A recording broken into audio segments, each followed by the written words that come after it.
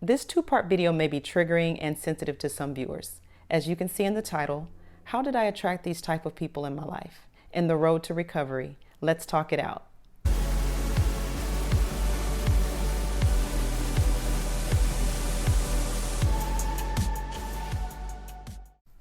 You wouldn't believe how hard it was to get this video done. That means the message is important, from earrings, technical difficulties, just stuff. I'm 41 years old and I've had 6 attempted relationships.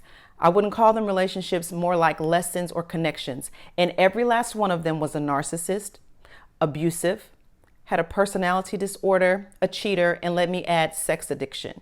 So you ask, well, Dorian, how did you attract all of these type of people in your life? I mean, you're fire, you're a queen, you're beautiful, you're everything. You are magnificent, you are fantastic. We get it. Well, the person you see today was not the same person that was in those attempted relationships, okay? I was a totally different version of myself. And in those connections, relationships, which I may call them that throughout the video, it made me into who I am today. So how does someone like me attract someone like them? If you are a good-hearted person, just good-natured, you want to see the best in everyone, you're an empath, you're a natural healer, you are naturally going to attract broken people. That's just natural. And if you are not awakened to the fact that there are people out there that just are evil, there are people out there who have no moral compass, there are people out there with these tendencies, and they are looking for victims like us, people like us to prey upon. If you are not awoke to that, you will fall prey to it. You will fall victim to it. Now, your girl is woke. The last 3 years, eyes wide open, okay? We're talking about from the age of 13 to about, 38? I was dealing with these types of people until I woke up and realized that these people exist. And they know how to spot us. They know how to spot us. There's just an aura, there's an energy that we give off, and we know how to spot them. And our natural tendency to want to help people is what gets us hurt and what gets us into trouble.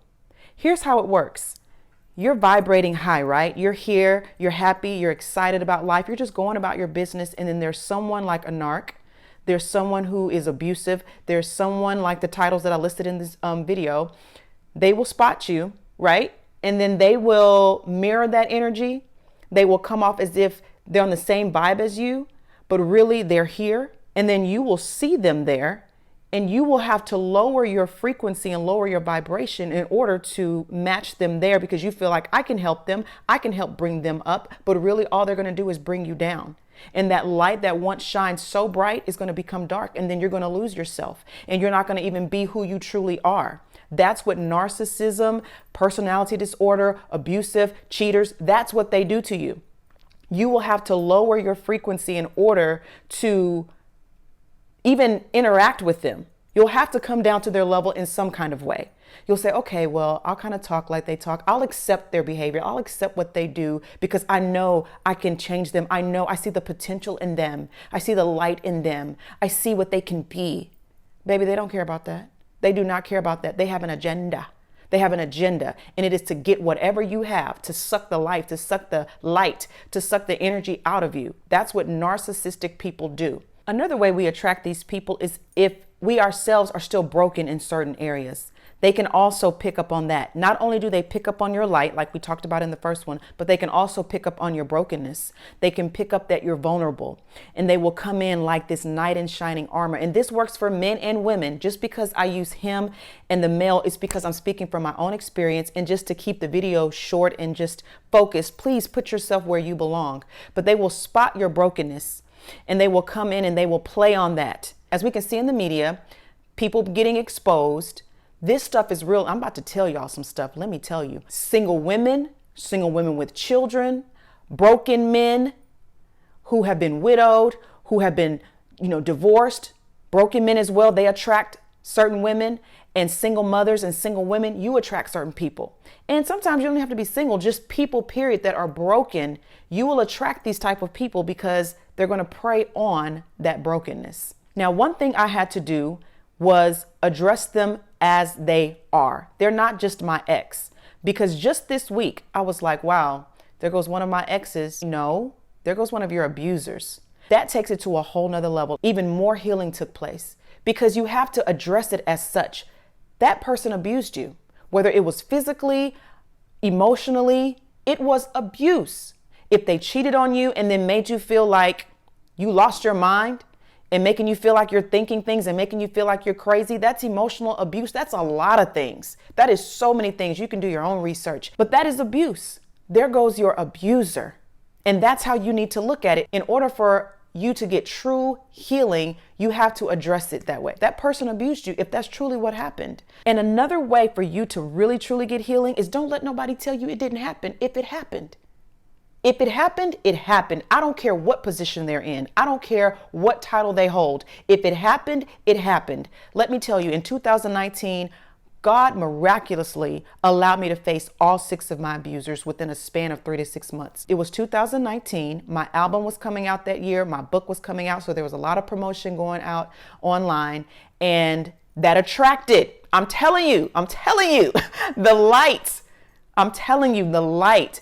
It attracted them all. Either they hit me up on social media, or if they did have my phone number, hey, I see that you're doing great things. If I went to an event, because I personally went to the event of one of my abusers. I went because at that time my book was about to come out and the album, and it was like I needed to release all of that. I did write about it all in my book, finish it, but I faced each and every one of my abusers. I looked them dead in their eye, or I was either on the phone and I addressed it because they came to me. They came back into my life with that same energy. For example, one's like, hey, I saw a book promotion or an album promotion on somebody else's page that you're friends with. You look great. You're doing great things. And, send me a picture. I hadn't talked to this person in 7 years, since 2012. And I wrote about them in my first book, Let's Talk It Out, because of the way that they did me. And we're not going to get into that in this video. I'm going to try not to, because that's going to go in the next video, that this was a man of God. Every last one of them, except one. All 5 of them were men of God. We're going to get into that. I'm telling you. And he's like, send me a picture. And so at that moment, I had become Dorian Marie, right? So I said, okay, you know what? I'm about to handle him, because 7 years ago, I was afraid to. He had such a, demeanor that I was afraid. I was afraid to address him. Plus, he was this in the limelight, a celebrity, and people knew him all over. And so, there was that fear there. I can't address it. I can't say anything. And the reason we stopped talking is because I addressed it then, but not the way that I should have. I was like, is this just sex? Are we going to be anything more? I'm done with you. That was the response. And for 7 years, that phrase stuck with me until I was able to address him. And I did write about it in my book. It was very therapeutic. He started sending just random texts throughout the next few weeks. And I finally said, what is up with these random texts? And he's like, huh? Random texts? I said, you are a D to me, a man's peen. I sure did. I said, you were a D to me. And when I tried to address what we were, you said, I'm done with you. Oh, well, maybe it was because of your ex or something, because he was stalking you. No. And that's what those narcissists will do. They will point the finger. They won't take responsibility for what they've done. No, they won't. They will point the finger. I said, no, it had nothing to do with him. And I'm fired up. I sure am. I said, it had nothing to do with him. It was the fact that you did what you did. You said what you said. And I really enjoyed us not talking for these 7 years. And I'd appreciate that our communication stayed that way. And I addressed it, and I would have never talked to him that way. Never talked to him that way. And I've known him for years. We were actually engaged years prior. Another one who used to abuse me emotionally, ghosting, making me think it's one thing, but it's not. Came back with that same stuff. And I addressed him and used some cuss words. You never cuss at me. That's right. And don't give me a reason to do it again. Right? And he's the tell me guy. I wrote about them in my music. So if you check out the breakdown video of my album, that's who I'm talking about. Then the other one, the you thought guy, he came back with that same stuff. And that's what they do. They come back banking and hoping that you haven't changed, that you're still the same person that's going to cater to them. And then the other one that was addressed in 2019, we were actually face to face, and it had been 11 something years. And we hadn't talked about this since it happened. And he brought it up, and he just says, I didn't do that to you. I didn't hit you. That was the other one. And named that other person specifically. See what I'm talking about? Pointing the finger and actually naming someone else. Now, look, there's a pattern. When I address it Two of them pointed out other people and called them by name. And so he's like, I never hit you. That was so-and-so. I said, yes, you did. We have to call a spade if we really want to truly be healed. And I don't care what their title is. And let me tell you, and I'll continue that thought, every last one of these people have a title. They're known. They're up here, supposedly big named, right? So he tells me, I never hit you. That was him. So I said, okay, let me go and show you the pictures. Let me go get those pictures. He was like, go ahead, go get the pictures and go get them. I turn around and he stops me and says, I don't want to see that. So that's admitting it without admitting it. Because if you didn't do it, you would want to see it.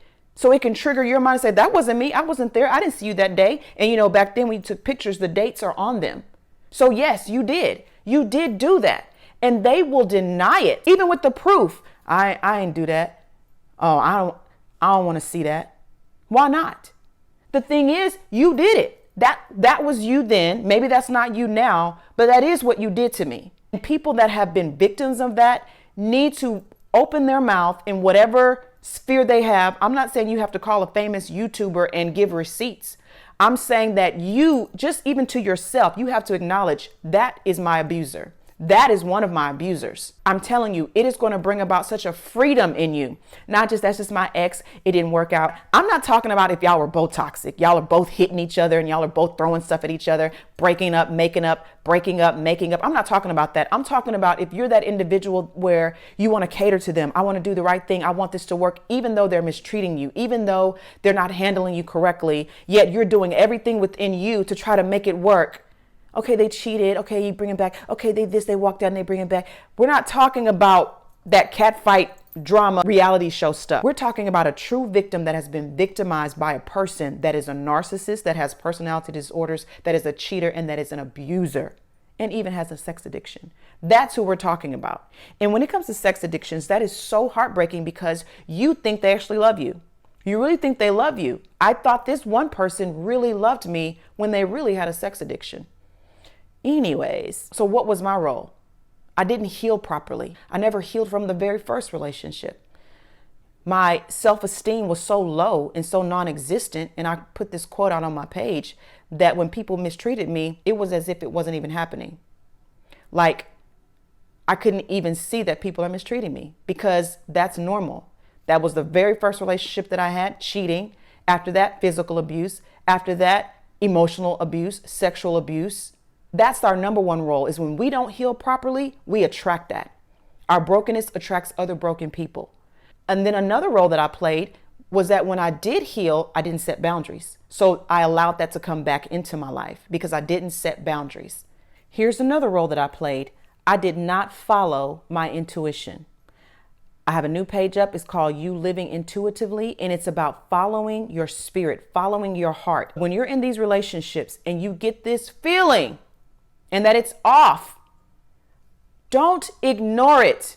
It is a red flag. I'm telling you from my heart, soul, from the crown of my head to the bottom of my country ashy feet. I'm telling you, you better take note of everything that comes up in your intuition and it doesn't feel right. We're not talking about being suspicious, because if you've healed yourself and you are working on yourself, you'll deal with that suspicious tendency. You'll deal with those insecurities. We're talking about just your intuition. It doesn't feel right. They're lying right to your face and you know it. You feel it. You can sense it. That was the biggest role. We were created with an inside discerner. And what we do is we ignore them. Why do we ignore them? Because of the way we've been conditioned. You just stick it out. You just be compassionate. Well, everybody's not perfect. People make mistakes. That has nothing to do with it. If the inside of you is flaring up and the inside of you is, you need to listen. It could be something small, but could turn out to be something so big. So many things were revealed to me in that connection when I followed my intuition. And what do? For the sake of being in a relationship, for the sake of what we think is love. We feel like if we let it go, we're losing out on something. We're going to lose out on love. That is not love, which is a whole other video. That is not love. Anyone that makes you feel like you're not first, you're not priority, that makes you feel like something else is more important, like you are just not it, but yet they want to keep you around. That is not love. They want to keep you around for whatever they need you for. That is not love. That is narcissistic. That is abusive. Why do people stay? If you've never been in a relationship like this, please do not make comments on people's page. She just needs to leave. We get that. But if you're not speaking from a place of experience, well, first of all, you wouldn't even say that if you had experienced it. That's obvious. If somebody's beating it's obvious, okay? But it's not easy. It's obvious, but it's not easy. Let me tell you about abuse. I've been pushed out of a moving car because I don't want to have sex with you anymore. I want to do things right. I've been pushed down a flight of stairs. I've been whooped like a child with a belt. I've had the side of my ribs pushed in. I've had a shoe thrown at me. I've been poked in the eye. I mean, come on, man. Who pokes somebody in the eye? I've been wrestled to the ground while pregnant. I have been punched in the stomach so hard just to make sure I'm not pregnant. Could have lost my life driving in the car with this person, fighting in the car, because I want things to work. I want things to be right. There are so many reasons why people stay. It has to do with who they are on the inside. And of course, like in the media, the big story that has just popped off in the Black community, with the love coach, the wife, I was her. Of course, nobody knows everything unless you're there, but we're just going by what's being presented. That was me, whether I was in the marriage or just in these relationships, period. One of the reasons why people stay in that is because of religion, which is why I hate religion. That's going to be part 2, the next video that's after this. Religion will make you stay in stuff like that. I was her. They had me dressing with long Juanita Bynum dresses down to my ankles, had, no makeup, ponytail, no earrings. I have these earrings up here and they told me you got to take those out. Ex-husband talking about, that represents lesbianism. I don't knock anybody for what they prefer, but my preference, I like a strong, that's my preference. So there was no lesbianism. And it was so controlling. And those religious beliefs kept me in a 7-year loveless, sexless, godless marriage. And we were pastor and wife of a church. So I understand what she's all about. That was me. Cover everything with a scripture, cover everything with the Bible. I'm just going to flow. Let's talk about cheating with the situation that's been exposed in the media. To me, there are 2 types of people involved in the situation when it comes to the cheater and the person they're cheating with. I've been there, and I'm going to tell you which one I was. You have the intentional cheater, the one who makes provisions to make it happen. And then you have the one where they made a mistake, something happened, they were in a vulnerable position, something was going on, and they slept with someone. Then you have what they call the side person. There are intentional ones who seek to tear down households, who don't care if he's married or if she's married. They just do not care. They don't care. And then there are those, and I've played this role, who don't know, who have no idea, who find out after the fact. And here they are being dragged into a bunch of drama that they did not ask for. Now, as far as that role, because that's the only role that I can speak on, of course, I've been cheated on. For the people that go after her and they're trying to figure out, well, why would she come forward now? She's just scorned. She's just hurt. Number one, we as Black girls, and I'm just talking about this situation because that's who it's referring to, we were never taught how to handle this stuff. We were never taught how to spot a narc, how to spot cheaters and abusers. We were never taught these things, so we sure were never taught how to handle these things when they happen. So yes, if she's hurt, if she's scorned, yes, she's going to handle it this way. This is her way of healing. This is her way of course, getting revenge. Do you know how many empires that I could tear down today? There's about 3. And it's not because they're all married. One is, but I just choose not to contact a YouTube influencer and give them receipts. I could. Side note, to me, I feel sorry for him because when God tells you don't do anything, don't say anything, that means it's going to be worse for them, because I could easily just contact somebody and say, hey, I got receipts on these 3 people, and boom, there it is. But it's going to pass away. People are going to forget about it. People are going to move on to the next dirt, the next tea. But God wants to handle this his way. And yes, you may hear me saying God a lot, but I'm in no way religious, but it applies to what is going on, because religion is being brought into this big media thing. And it plays a huge role in why I allowed these narcs and these people to stay in my life. I'm telling you, please watch the next video. That way it'll all just tie together. You know, everybody's going after her because she's exposing. She knew he was married. Whether she knew or not, that's not the issue, and that's the problem. We need to get to the root of things. Why weren't we taught, and why are we not teaching our children? I'm just going to keep it specific. Why are we not teaching our daughters how to spot men like this? That's the thing. Somebody didn't teach her. Somebody didn't show her. Whether they did and she didn't listen. Let's get deeper than just, oh, a side chick is just mad because he didn't choose her. It's deeper than that. It's deeper in something that Spirit is trying to show all of us, that there are people that are suffering in silence behind these celebrity people who are treating people this way, and also ministers and preachers and people claiming to be men of God, women of God, and yet they are also destroying lives. It's a deeper issue. And what we need to do as people is to teach our children how to spot cheaters, abusers, narcissists. We need to teach them. They need to know what these words are at a young age to prevent them from getting into these things. We need to teach them how to spot them. We need to teach them how to handle them. And we need to teach them to be accountable. Those will be the 3 morals of this video. Learning how to spot them, learning how to deal with them, and then making them be accountable for their actions. So yes, she's upset. She's angry. A lot of them are. And some of them just don't care. They're not even angry. They're not hurt. The ones that are really hurt are the ones that was truly deceived. And they really love them and care for them. And if you've never been in that position, because I was bamboozled, if you've never been in that situation before, you don't know how to handle it. And I had never been in that situation before. And then number 2, if you've never been in that role, you can't speak on somebody else who has. You can't judge somebody if you've never been there.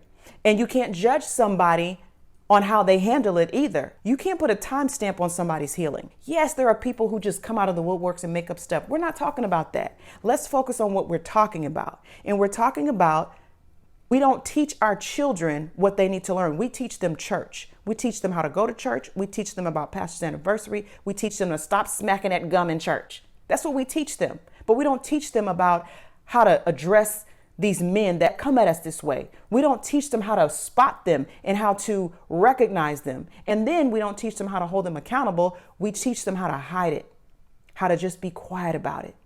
But I believe that day is coming, and it is here now, where people need to be held accountable for their actions. Why? Because people are truly hurting.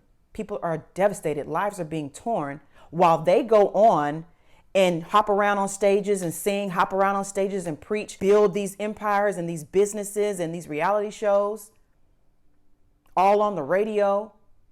That's not okay. It is not okay. And so there's so many issues going on here as to, of course, yes, men are broken, they need help. But again, we're focusing on what we're focusing on. With women, we have to make sure that we're healing before we're moving on, making sure that we're dealing with these things that mama, grandma, and Medea didn't teach us because they didn't know. When I was abused in the church, sexually abused, my mom didn't know how to handle that. I didn't see her go up to the church and whoop nobody's ass on my behalf. I don't know what they told her to make her just not do anything about it. This person that did what they did to me was able to get back up and keep on ministering. And I was still just on the piano, just like there. Here's the other issue, whether it's the industry or the ministry, need to hold these people accountable. You know they're sleeping with other boys and they're married, and you know they're sleeping with other women and they're married, but you still allow them to get up and do what they do. And even if they're single, you know they're doing shady stuff, but we still allow them to be our role models, and we still allow them to be our leaders in the church. We still allow them to be in the industry that is not a part of the church. We still allow these people, just like with the college scheme where those celebrities were, paying for their children to be in certain colleges. That's great. Look at the accountability. You expose that stuff. You just don't allow people to do stuff. Why? Again, is it about picking at people? Is it about judging? No, it's about the people that's suffering silently in the dark. It's about the people that feel like, I guess what happened to me was okay, even though they're sitting in devastation and they're hurting. They've been deceived. They've been tricked.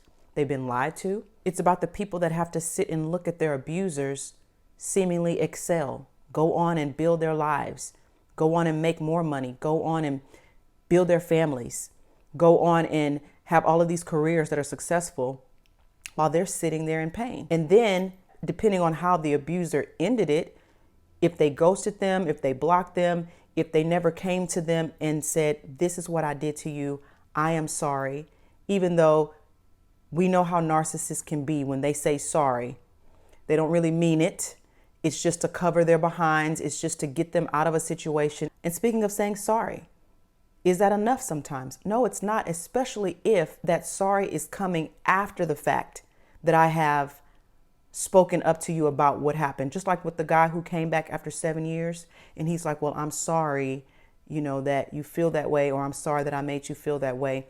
That doesn't cut it for me. The one who came back and was like, hey, I see what you're doing online. Can you send me a picture? First of all, the sorry doesn't mean anything because without changed action, the sorry is useless. What should have been said was, I see you doing great things online.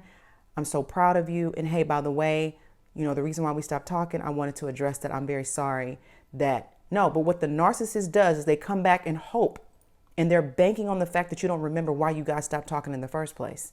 And what they do is they just try to slip back in thinking you're the same person, you're in the same energy. You know what I'm saying? They will slip in and say this, but we have a bond. When you want to end it or when you want to separate. This happened out of the 6, 2 of them said this to me. Weird. 2 of them used the same line, but we have a bond. This one right here, he didn't say it in this particular time, 2019. He said it a while back when I was like, no, I don't want to pick up where we left off, because he was in and out, in and out. And I was still healing. And that's a whole other thing. While you're healing, they want to come back in, disturb your healing, and then you're right back in their grip. And so I was like, no, I don't want to pick this back up, but we have a bond. And then the other one who I dated years ago, he went off and got married and then kept trying to come back into my life and used the same word, but we have a bond. Yeah, it was a bond that you didn't feel was good enough either. It was a bond that ended with a forced termination of a child where I was pressured and borderline threatened, and the church endorsed that. As long as my song list was ready for Sunday, nobody came to check on me and see how I was doing, because he's going to be big one day. He's going to do this. He's going to do this. What about me? That's the bond you're talking about? That's a trauma bond, and that's a whole other subject. Some of us are bonded to people through trauma, and that's just what narcissists do. They play on your emotions, they play on your feelings, but they do not truly care about you. It's about getting what they need from you, getting that fix, getting that energy from you while you are suffering in silence. And you're confused. These are the most confusing people because they make you feel a certain kind of way, but their actions do not line up. It's pretty scary. And this is not about cancel culture. I'm not even into all that stuff, but it is about holding people accountable so that people that have been hurt and damaged can live their best lives. Some people have been held back in life, haven't really moved forward in their purpose because of something that took place by somebody who was a narcissist, a cheater, an abuser, someone with personality disorders, a sex addiction. And it took place by someone who was in leadership, someone who had a title. And therefore they felt they couldn't come forward and say anything. And this is not one of those come forth, everybody, tell your story. It's not about that.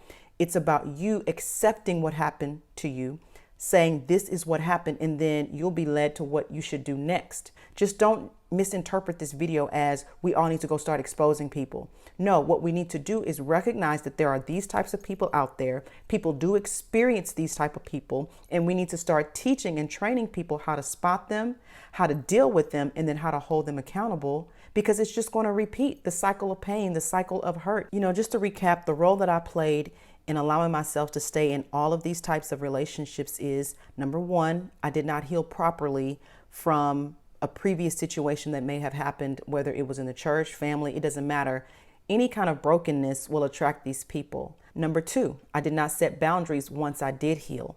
Once I healed and I overcame what they did or what someone else did, I still allowed those people, because of that good heart, that good nature, we just allow people in and we don't even look or use wisdom or discernment. We're not being wise as a serpent, and we just allow the next person to come in without vetting them.